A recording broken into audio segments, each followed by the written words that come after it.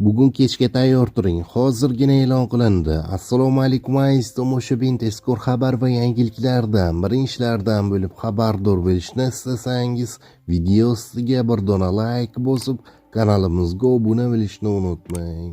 Bugun kunduzi Buxoro, Navoiy, Surxondaryo viloyatlarida va kechga tomon Sirdaryo viloyatida ba'zi joylarda yog'ingarchilik yomg'ir, qor bo'ladi.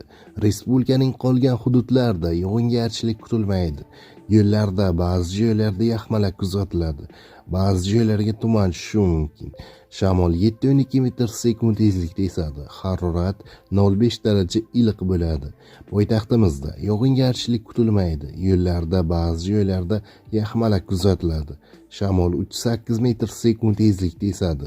Harorat 2-4 daraja iliq bo'ladi. Tog'oldi va tog'li hududlarda ba'zi joylarda qor yog'adi, tuman tushadi, qor ko'chishi xavfi bor.